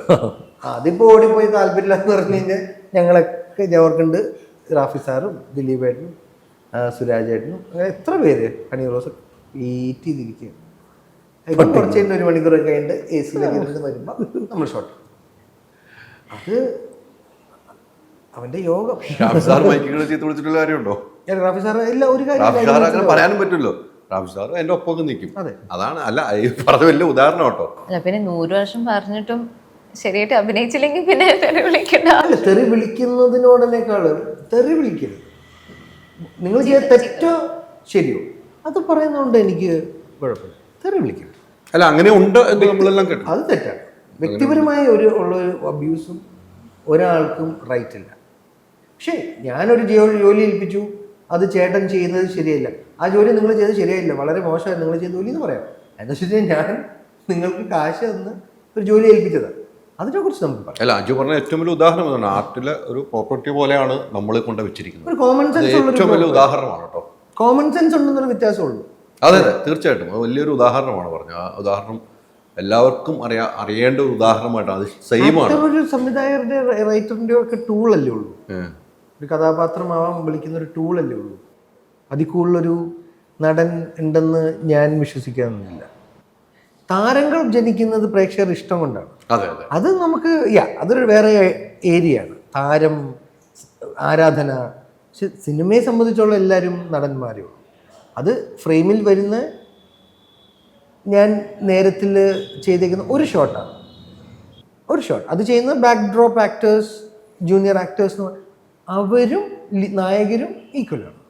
ബിക്കോസ് 2 പേരും നടന്നാൽ ആ സിനിമ കംപ്ലീറ്റ് ആവുന്നുള്ളൂ. അതെ അതെ അതെ. ആ ഷോട്ട്, ഒരു ഷോട്ട് വന്നു പോകുന്ന ആൾ 10 പേര് വേണ്ട ഒരു ബാക്ക് ഡ്രോപ്പ് ഷോട്ടിൽ നടുക്ക് ഒരാൾ മാത്രം നിന്ന് ബാക്കി എംറ്റി ആയ ആ സിനിമ കംപ്ലീറ്റ് ആവുന്നില്ല. കൃത്യമാണ്. നിങ്ങൾ രണ്ടുപേരും തമിഴിലേക്ക് പോയിട്ടുണ്ട്. ഇപ്പം വെബ് സീരീസ് ചെയ്യുന്നു. വളരെ സീനിയർ അല്ല, തമിഴിലും അഭിനയിച്ചുകൊണ്ടിരിക്കുന്നതാണ്. തമിഴ് ലൊക്കേഷനുകളിലൊക്കെ നമുക്ക് അനുഭവം. മലയാള ലൊക്കേഷനും തമിഴ് ലൊക്കേഷനും ഒത്തിരി വ്യത്യാസമുണ്ടെന്ന് ഞാൻ കാണുന്നത്. ഒന്നത് റെസ്പെക്റ്റ് കൂടുതലാണ്. ഇവിടുന്ന് പോകുന്നതല്ല, ആർക്കാണെങ്കിലും റെസ്പെക്റ്റ് കൂടുതലുണ്ട്. മേഡം എന്നൊരു വിളിയിൽ അമ്മ എന്ന് വിളി, അങ്ങനെ കുറേ കാര്യങ്ങളുണ്ട്. തമിഴ് ലൊക്കേഷനിൽ ഭയങ്കര റെസ്പെക്റ്റ് കിട്ടുന്ന ആളുകളാണ്. തമിഴ് ലൊക്കേഷനിൽ ഇത്തരമൊരു സംഭവങ്ങൾ അനുഭവപ്പെടാറുണ്ട്. ഇപ്പോൾ ഈ പറഞ്ഞതുപോലെ നമുക്ക് ലൊക്കേഷനിൽ നമുക്ക് ചെയ്യുന്ന റോളുകൾ ഇഷ്ടപ്പെടാതെ വരുമ്പോൾ നമ്മൾ അങ്ങനെ ഒരു ഷൗട്ടിങ് അങ്ങനെ എന്തെങ്കിലുമൊക്കെ ഉണ്ടാകാറുണ്ട്? ആക്ച്വലി ഇതുവരെ ഞാൻ ചെയ്ത പ്രോജക്ട്സിൽ അങ്ങനെ വന്നിട്ടില്ല. ഞാൻ വർക്ക് ചെയ്ത ഡയറക്ടേഴ്സ് എല്ലാവരും ഭയങ്കര പാവമായിരുന്നു. അവരെന്തെങ്കിലും പറയണമെങ്കിൽ ഇതുപോലെ, പക്ഷെ ദേ വിൽ സേ. പിന്നെ ഞാൻ വിജയ് സേതുപതി സാറുടെ കൂടെയും വിജയ് സാറുടെ കൂടെയൊക്കെ അഭിനയിച്ചപ്പം അവർക്ക് കാണിക്കുന്ന റെസ്പെക്റ്റ് ബാക്കിയെല്ലാം സ്റ്റാർസിൻ്റെ അടുത്തും കാണിക്കാറുണ്ട്. സോ അങ്ങനത്തെ ഒരു സിറ്റുവേഷൻ ഞാൻ ഫേസ് ചെയ്തിട്ടില്ല ഇതുവരെ. അല്ല, അവിടെ പറഞ്ഞ അവിടെ പോകുമ്പോൾ നമുക്ക് റെസ്പെക്റ്റ് ഭയങ്കരമാണല്ലോ. ആ, ഉണ്ട്. മലയാളി എന്ന നിലയിൽ കിട്ടുന്നത് ഇവിടെയും റെസ്പെക്റ്റ് ഉണ്ട്. ഇപ്പം നമ്മുടെ സലോൺ സർ തന്നെ എന്നെ മാമിനെ വിളിക്കും. ഞാൻ പറഞ്ഞ ദേവ് ഇതെന്നെ മാമിനെ വിളിക്കുന്നത്, എൻ്റെ പേര് വിളിച്ചോ. ബിക്കോസ് എനിക്ക് ഭയങ്കരമായിട്ട് ഡിസ്കംഫർട്ടാണ്. ബിക്കോസ് ഡയറക്ടർ എന്നെ സാറെന്നാണ് വിളിക്കുന്നത്. അത് അദ്ദേഹം തമിഴിൽ വർക്ക് ചെയ്തുകൊണ്ടാണ് സാർ. Sir is fine. ഈ 40-50 വയസ്സുള്ള മനുഷ്യൻ എന്നെ ചേട്ടാന്ന് വിളിക്കും. എന്നെ വിളിക്കും. ഞാൻ പറയും എൻ്റെ പൊന്ന് സാറേ, സാറെന്ന് നോക്കിയത് ഞാൻ സാറ് തിരിച്ചു അങ്ങോട്ടും വിളിക്കാം. നമുക്ക് തമിഴിലെ രീതിയായി നമുക്ക് മനസ്സിലാക്കാം. ചേട്ടാന്ന് വിളിക്കുന്നത് എന്തൊരു ക്രൂരതയാണ്. എനിക്ക് ചേട്ടാന്ന് വിളിക്കുന്നത്, ചേട്ടാന്ന് സാറെന്ന് വിളിക്കാം. ചേട്ടാ സാർ. അപ്പൊ ഇവിടെ എന്ന് വെച്ചാൽ നമുക്ക് നമ്മുടെ നാടായത് കാരണം നമ്മുടെ ആൾക്കാർ തന്നെയല്ലേ, അപ്പോൾ it's more of A friendly ഒരു അപ്രോച്ചാണ് നമുക്ക് എല്ലാവർക്കും. എനിക്ക് തോന്നുന്നു ആ ഒരു ഡിഫറൻസ് മാത്രമാണ്. ആസ് എൻ ഔട്ട്സൈഡർ ഞാൻ അവിടെ പോകുമ്പോൾ എന്തായാലും നമുക്ക് മറ്റേ അതിഥി ദേവോ ഭവ ആണല്ലോ, അപ്പോൾ ആ ഒരു സാധനം അവർ എന്തായാലും കീപ്പ് ചെയ്യും. ബട്ട് ഫോർ അസ് നമ്മുടെ ഫാമിലിയിലുള്ള ആൾക്കാർ, നമ്മുടെ തന്നെ ഗ്രൂപ്പിലുള്ള ആൾക്കാരാണെങ്കിൽ നമ്മൾ ഫ്രണ്ട്സ് പോലെ തന്നെ ട്രീറ്റ് ചെയ്യുള്ളൂ. പിന്നെ തമിഴിൽ എനിക്ക് ഫീൽ ചെയ്ത കാര്യം അവർക്ക് അവരുടെ കൾച്ചറിന്റെ ഭാഗമായിട്ട് തന്നെ ഗിവ് റെസ്പെക്റ്റ് എന്ന് പറഞ്ഞ സാധനം കൂടുതലാണ്. നമുക്കത് ഇച്ചിരി കുറവാണ്. അത് ഏറ്റവും അത്യുത്തമമായിട്ട് ഞാൻ മലയാള സിനിമയിൽ ആ ക്വാളിറ്റി കണ്ടേക്കുന്നത് മോഹൻലാൽ സാറിലാണ്. അദ്ദേഹം ഏത് സ്റ്റേച്ചറിലുള്ള വ്യക്തിയും ജീവജാലത്തിന്, വ്യക്തിയെന്നോ മനുഷ്യനെന്നോ മൃഗമെന്നോ ചെടിയെന്നോ അല്ല, ജീവജാലങ്ങളോട് അദ്ദേഹം കാണിക്കുന്ന ഒരു മര്യാദ, കൊടുക്കുന്നൊരു respect, he gives at first. അത് കണ്ടു പഠിക്കേണ്ടതാണെന്ന് എനിക്ക് തോന്നിയിട്ടുണ്ട്. ഞാൻ പലപ്പോഴും അതിൽ അതിശയിച്ചിട്ടുണ്ട്, മതിമറന്നിട്ടുണ്ട്. വലിയ പോയിൻ്റാണ് കേട്ടോ. അത് കഴിഞ്ഞ ഇന്നലെ എമ്പുരാൻ്റെ ടീച്ചർ ലോഞ്ച് അപ്പോൾ പറഞ്ഞൊരു കഥ ഇതിൻ്റെ ഒപ്പം ഞാൻ പറയാം. ഈ ലൂസിഫറിൻ്റെ സമയത്ത്, എമ്പുരാൻ്റെ സമയത്തും ആൻറ്റിച്ചേട്ടനാണല്ലോ പ്രൊഡ്യൂസർ. അപ്പോൾ എന്തെങ്കിലും പൃഥ്വിരാജിൻ്റെ അടുത്ത് പറയും, പൃഥ്വിരാജിൻ്റെ അടുത്ത് ഇത് ഇത്രയും വേണം. അപ്പോൾ ആൻ്റണി ചേട്ടൻ ചോദിക്കും, അത് വേണോ, 4 ഹെലികോപ്റ്റർ വേണമെന്ന്, അത് വേണോ? അപ്പം തന്നെ ലാലേട്ടൻ്റെ അടുത്ത് പോയി പൃഥ്വിരാജ് പറയുമ്പോൾ ലാലേട്ടൻ്റെ അടുത്ത് പറയും, ഇത് ആൻ്റണി ചേട്ടനെ വിളിക്കും, ക്യാരവാനിലേക്ക് വിളിച്ചിട്ട് ലാലേട്ടൻ ചോദിക്കും, മോനെ 4 ഹെലികോപ്റ്റർ വേണോ എന്ന് ചോദിക്കും. അപ്പം അത് വേണം. അപ്പം ആൻ്റണി ചേട്ടൻ അത് വേണ്ട എന്ന് ലാലേട്ടൻ സമയം. അപ്പോൾ ഉടനെ ലാലേട്ടൻ അത് വേണം, കൊടുത്തേക്ക് എന്ന് പറഞ്ഞാൽ ഈ പറഞ്ഞതിന്റെ ഉദാഹരണം എല്ലാത്തിനും കൂടെ നിൽക്കുമെന്നാണ്. എല്ലാത്തിനും കൂടെ നിൽക്കും അദ്ദേഹം. ആ സിനിമയെ സംബന്ധിച്ചായിരിക്കും അദ്ദേഹം അത് പറഞ്ഞു. പക്ഷെ ഇത് ഞാൻ പറഞ്ഞ സിനിമയെ സംബന്ധിച്ചല്ല, ഒന്നുമല്ല. ഞാൻ ചെടികൾ കൂടെ പറയാൻ കാര്യം, അത് ഞാൻ ഡീറ്റെയിൽ ചെയ്താൽ അതൊക്കെ ട്രോളായി മാറും. വേണ്ട, അങ്ങനെ നല്ലൊരു ക്വാളിറ്റിക്ക് വേണ്ടി അദ്ദേഹത്തിനെ ആരും ട്രോൾ ചെയ്യേണ്ട കാര്യമില്ല. അത് എളുപ്പമല്ല മനുഷ്യർക്ക് ആ ക്വാളിറ്റി.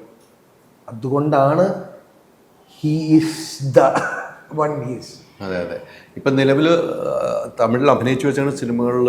അതുകൊണ്ടും കൂടെയൊക്കെയാണ്, ഞാൻ അതുകൊണ്ടാണെന്നല്ല, അതുകൊണ്ടും കൂടെയൊക്കെയാണ്. യെസ്. തമിഴിൽ അഭിനയിച്ചു വെച്ച സിനിമകൾ ഇപ്പം കുറേ സിനിമകൾ ചെയ്ത് ആ സിനിമകളിലൊക്കെ ഹിറ്റ് സിനിമകളാണ് തന്നിരിക്കുന്നത്.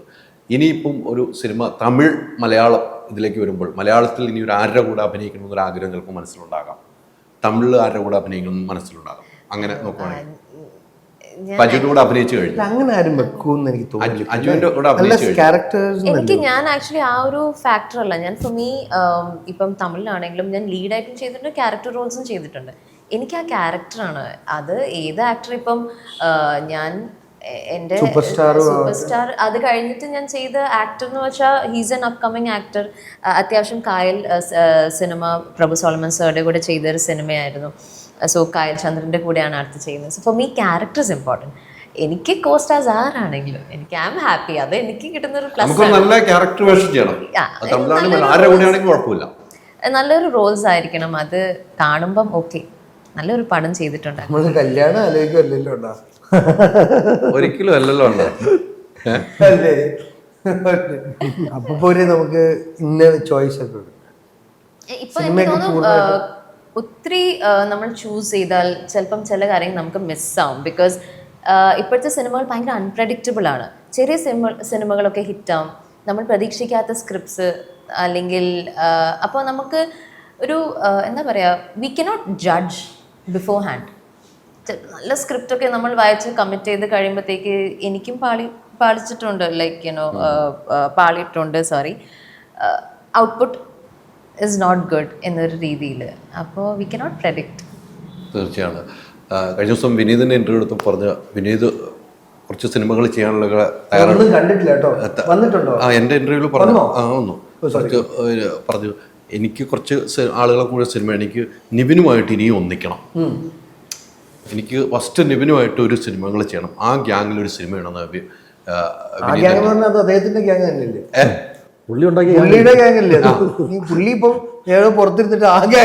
അല്ല, എനിക്ക് അവരൊക്കെ ആയിട്ടൊന്നും നിവിനുമായിട്ട് ഒരു സിനിമ ചെയ്യണമെന്നാണ് വിനീത് പറഞ്ഞത്. വിനീത് ഇപ്പോഴും അങ്ങനെ ഒരു റൂട്ട് ചിന്തിക്കുന്ന ഒരാളാണ് എന്ന് എനിക്ക് തോന്നുന്നു. അജു എങ്ങനെയാണ്? അങ്ങനല്ല, വിനീതിൻ്റെ ആഗ്രഹം അല്ലാതെ അദ്ദേഹം പറഞ്ഞിട്ടുണ്ട്. നിവിനെ അദ്ദേഹം പേഴ്സണലി, നിവിൻ എന്ന് പറഞ്ഞ നടനെ ഒരുപാട് എൻജോയ് ചെയ്യുന്ന ഒരു സംവിധായകനാണ്, റൈറ്ററാണ്. അത് നമ്മൾ അഭിനയിക്കുന്ന സമയത്ത് പലപ്പോഴും കണ്ടിട്ടുണ്ട്. കൂടെ അഭിനയിക്കുമ്പോഴും നിവിനെ ഡയറക്റ്റ് ചെയ്യുമ്പോഴും ഞാൻ കാണാറുണ്ട്. പുള്ളി അത് എൻജോയ് ചെയ്യാറുണ്ട്, നിവിൻ്റെ കുസൃതികൾ ഓൺ സ്ക്രീനും ഓഫ് സ്ക്രീനും രണ്ടും. അപ്പം ഇപ്പം ഈ ഭയങ്കര സോഷ്യൽ മീഡിയയിൽ അധികം മിണ്ടാത്ത, ഇൻ്റർവ്യൂവിൽ അധികം മിണ്ടാത്ത, എപ്പോഴും തൊപ്പിയൊക്കെ വെച്ച് അല്ലെങ്കിൽ സീരിയസ് ആയിട്ട് ഇങ്ങനെ ചിരിയൊക്കെ ഒതുക്കുന്ന നിവിനല്ല, ഭയങ്കര കുസൃതിയാണ്. മനസ്സിലായോ? ഭയങ്കര റോഷൻ ആൻഡ്രൂ സാറിനെയൊക്കെ ഇതിലൂടെ ഡീൽ ചെയ്യുന്നത് ഞാൻ കണ്ടിട്ടുണ്ട്. പുള്ളിക്ക് അത്യാവശ്യം സീരിയസ് മനുഷ്യനാണ്. അത്യാവശ്യം നാളെ രാവിലെ 6 മണി 5:30 എന്നൊക്കെ പറയുമ്പോൾ ഒരു ഇടിയോ കൊടുത്ത് അത് 8 മണിയാക്കി എടുക്കുമായിരുന്നു. എന്നിട്ട് ഞാനത് അതിശയിച്ച് കണ്ടിട്ടുണ്ട്. അത് എല്ലാവർക്കും പറ്റില്ല, എല്ലാവർക്കും പറ്റുന്ന ഒരു ക്വാളിറ്റി ഉണ്ട് അത്. അപ്പം Nivin is fun to work with. അപ്പം അത് വിനീത് മിസ് ചെയ്യുന്നുണ്ട്. അത് തീർച്ചയായിട്ടും ഒരു സിനിമ വരട്ടെ. അത് നമുക്ക് അവരുടെ ഒരു കോമ്പിനേഷൻ കാണാൻ ഭയങ്കര ആഗ്രഹമുണ്ട്. ഇപ്പം പൊതുവെ ധ്യാനാണ് ഇന്റർവ്യൂസ് വന്നിട്ട് ഏറ്റവും കൂടുതൽ കയ്യടി വാങ്ങിക്കൊണ്ട്, അത് നേരെ തിരിഞ്ഞ് ഇപ്പൊ ബേസിലേക്ക് മാറിയിട്ടുണ്ട്. ബേസിലെ ഇന്റർവ്യൂ ഒക്കെ കണ്ടോ? ബേസിൽ ഇപ്പൊ കയ്യടി വാങ്ങുന്ന കൈ കൊടുത്തിട്ടില്ലേ? കൈ കൊടുക്കാതിരുന്നിട്ട് വാങ്ങാതിരുന്നിട്ട് അത് വാങ്ങുന്നുണ്ട് കയ്യടി. ബേസിൽ ഇപ്പൊ അങ്ങനത്തെ ഒരു റൂട്ട് പിടിച്ചിട്ടുണ്ട്. ഇന്റർവ്യൂല് ബേസി ഒറ്റയ്ക്കുള്ളപ്പോൾ പുള്ളി ഭയങ്കര കൺട്രോൾഡ്. ആക്ച്വലി എനിക്കൊന്ന് ധ്യാനെ പോലെ ഒരാളൊക്കെ വേണം. അപ്പോഴാണ് രണ്ടുപേരും വേണം. അവർ രണ്ടുപേരുടെയും പ്ലാൻഡ് പരിപാടിയല്ലേ ഇത്. ഇത് നമ്മളെ എന്റർടൈൻ ചെയ്യിപ്പിക്കാൻ അവർ ചെയ്യുന്നതാണ്. വർഷങ്ങളെടുത്ത സെറ്റിൽ ഇത് തന്നെയായിരുന്നു. അതെ, ശരിക്കും എനിക്ക് ആ സിനിമ എത്ര പേര് കണ്ടിട്ടുണ്ടെന്നറിയില്ല. 1.5+1 തോന്നുന്നു. See Maggie, I am going to pay the bill, മണിയമ്പള രാജേട്ടൻ ശ്രീസാറും കൂടെ. ഇവർ രണ്ടുപേരുടെ ഒരു എന്താ പറയാ, പരസ്പരം ഇതുണ്ട്, കോമ്പറ്റീഷൻ ഉണ്ട്. അത് അവൻ ഒരെണ്ണം അടിച്ചാൽ ഞാൻ ഒരെണ്ണം അടിക്കും. അത് അടിപൊളിയായിരുന്നു. ഒരു 85-90കളിലെ മുകേഷ് ഏട്ടൻ പടങ്ങൾ കാണുന്ന ഫീലാണ് ഇവരുടെ രണ്ടുപേരുടെ. അവർ ജീവിക്കായിരുന്നു അവിടെയും അല്ലേ. എന്തായാലും നല്ല സിനിമകളിലെ ഭാഗമാവുകയാണ് ഓരോ മുഹൂർത്തങ്ങളിലും. ഇനി അജുവിന്റെ സിനിമകൾ ഇറങ്ങാനുള്ള ഏതൊക്കെയാണ് ഷൂട്ട് നടക്കുന്നത്? ഇപ്പൊ ഇറങ്ങാനുള്ള നമ്മുടെ പടക്കുതിരയാണ്. അത് കഴിഞ്ഞ് ലവ് ആൻഡ് കൺസ്ട്രക്ഷൻ പറഞ്ഞ ഹോട്ട്സ്റ്റാറിന്റെ ഒരു വെബ് സീരീസ്. പിന്നെ ധ്യാനിന്റെ ഒരു സിനിമ ആപ് കൈസേ ഹോ, ധ്യാൻ അഭിനയിച്ച ഡാർവിൻ ചേട്ടൻ പ്രൊഡ്യൂസ് ചെയ്തേക്കുന്നത്, നമ്മുടെ ഡിഫോർട്ട്. പിന്നെ നമ്മുടെ ഒരു cinema Amos Alexander. Release fix ആയിട്ടില്ല. ഇതെല്ലാം ഫെബ്രുവരി, ഞാൻ പറഞ്ഞൊക്കെ ഫെബ്രുവരിയിൽ ചെയ്തുകൊണ്ടിരിക്കുന്നു. ആമോസ് അലക്സാണ്ടറിന്റെ ഡബിങ് നടക്കുന്നു. കേരള ക്രൈം ഫയൽസിന്റെ റിലീസ് സെക്കൻഡ് പാർട്ട് ഗസ്റ്റ് റോളാ, അത് എപ്പോഴാന്ന് പറഞ്ഞിട്ടില്ല. പിന്നെ തമിഴിൽ ഞാൻ ചെയ്ത 2 സിനിമകൾ. തമിഴ് എങ്ങനെയുണ്ട്? തമിഴ് മലയാളം പോലെ തന്നെ ഉള്ളൂ, വ്യക്തികൾ മാറുന്നു എന്നേ ഉള്ളൂ, പുതിയ പരിചയം, ഭാഷ മാറുന്നു എന്നേ ഉള്ളൂ. ഭാഷ എങ്ങനെയാണ് കൈകാര്യം ചെയ്യുന്നത്? മലയാളമായിട്ട് തന്നെ ഞാൻ പറയാറുള്ളൂ. അതുകൊണ്ട് അവർക്ക് വലിയ വ്യത്യാസമില്ല. ഞാൻ അവിടുത്തെ നിന്ന് മലയാളം സംസാരിക്കുന്നത്, അവർക്ക് മനസ്സിലാവുന്നുണ്ട്. അതുകൊണ്ടാണ് ഞാൻ തമിഴ് പഠിക്കാൻ. ഞാൻ പഠിച്ച കാലത്തും അവിടെ തമിഴ്നാട്ടിൽ പഠിച്ചപ്പോഴും എന്റെ പ്രശ്നം ഇതായിരുന്നു, ഞാൻ പറയുന്ന മലയാളം അവർക്ക് മനസ്സിലാവുന്നുണ്ട്. പിന്നെ എന്തിനാ പിന്നെ തമിഴ് അവര് പറയുന്ന തമിഴും എനിക്ക് മനസ്സിലാവുന്നുണ്ട്. അപ്പൊ രണ്ടുപേർക്കും അങ്ങോട്ടും ഇങ്ങോട്ടും മനസ്സിലാവുന്നുണ്ട്. അത് മതി. സിനിമയിൽ ഞാൻ അങ്ങനെ തന്നെ ചെയ്തേക്കുന്നത്. ഇനിയിപ്പോ ഡബിൽ മാറ്റണം. പുതിയ പ്രൊജക്ട് ഇപ്പോൾ റോസിൽ എന്ന് പറഞ്ഞിട്ട് ഒരു സീരീസാണ്. അതിൽ ഇതുപോലെ ഒരു നെഗറ്റീവ് ക്യാരക്ടറാണ് ചെയ്തിരിക്കുന്നത്. പിന്നെ സിംഹ എന്ന് പറഞ്ഞിട്ട് ഒരു തമിഴ് സിനിമ റിലീസാവാൻ ഇരിക്കുന്നു. സ്മൈൽ മാൻ എന്ന് പറഞ്ഞിട്ട് ശരത് കുമാർ സാറിൻ്റെ കൂടെ ചെയ്തൊരു സിനിമ റിലീസായി. പടക്കുതിര റിലീസ്. പടക്കുതിര ഇനി ഇറങ്ങാനുള്ള പടം നമ്മുടെ മാത്യു ജഗദീശൻ്റെ ഒരു പടം, അരുണാലൻ ഡയറക്ട് ചെയ്ത പടം. അപ്പോൾ ഡബിങ് ഇറങ്ങി. അരുണാലേട്ടൻ്റെ മാത്യു തോമസും ജഗദീശേട്ടൻ, ഞാൻ നോബി മുതലുള്ളൊരു പടം. അപ്പോൾ പടക്കുതിര കുതിച്ചു പായട്ടെ. തീർച്ചയായിട്ടും തിയേറ്ററിലേക്ക് ആളുകൾ ഓടിയെത്തട്ടെ. ഇഷ്ടപ്പെട്ടാൽ ഇഷ്ടപ്പെടുന്ന രീതിക്ക് മറ്റടുത്ത സുഹൃത്തുക്കളോടും പറയാൻ നിങ്ങൾ തയ്യാറാവുക. അങ്ങനെയാണ് ഒരു സിനിമയ്ക്ക് വിജയം ഉണ്ടാകുന്നത്. സോഷ്യൽ മീഡിയ പോലെ തന്നെ പബ്ലിസിറ്റി ഇപ്പോഴും ഈ കാലഘട്ടത്തിൽ നിലനിൽക്കുന്നു എന്ന് വിശ്വസിക്കുന്ന ഒരാളാണ്. മനോഹരമായ 4 ലൈൻ പാട്ട് പാടി നമുക്ക് അവസാനിപ്പിക്കാം. ഞാനാ ചുമ്മാ പാടുന്നിരിക്കുന്നു നാടൻ പാട്ട്. മനോഹരമായ പാട്ട് പാടി എല്ലാവരും തുടങ്ങും. നാളെയാണ് മംഗലം സുന്ദരി ഒന്നൊരുങ്ങി വാ, നാളെയാണ് താലിമംഗലം. നീയും നാളായി നിന്ന് വേണം കടന്നു മൂടിയാക്കുക. ചിറകടിക്കതി പലയിടങ്ങളിൽ പറക്കട സുന്ദരി ഒന്നൊരുങ്ങി വാ, നാളെയാണ് താലിമംഗലം. നാളെയാണ് താളിമംഗളം. നാ. കണ്ടോ പെട്ടെന്നൊക്കെ അപ്പൊ 7-ാം തീയതി ഇതൊക്കെ പാടാൻ റിലീസ് അല്ലേ? 7-ാം തീയതി. നമ്മൾ ഗായകരാണോ അണ്ണാ? നമ്മൾ ഗായകരാണ്. പെട്ടെന്ന് എത്തി. അപ്പോൾ ഫെബ്രുവരി 7-ാം തീയതി മറക്കണ്ട, പടക്കുതിര അടുത്തുള്ള തിയേറ്ററിൽ പോയി കാണുക. നിങ്ങൾ കണ്ടാൽ ഇഷ്ടപ്പെട്ടാൽ നേരത്തെ പറഞ്ഞാൽ മറ്റുള്ളവരെയും കാണാൻ അനുവദിക്കുക. എന്തായാലും ഈ സിനിമ സൂപ്പർ ഹിറ്റ് ആകട്ടെ. ഇത്ര നേരം എന്നോട് സഹകരിച്ച 3 പേർക്കും ഒത്തിരി സന്തോഷമുണ്ട്. Thank you. ആ മൂഡ് ഔട്ട് ഒക്കെ ഒരു നമ്പർ അല്ലായിരുന്നു.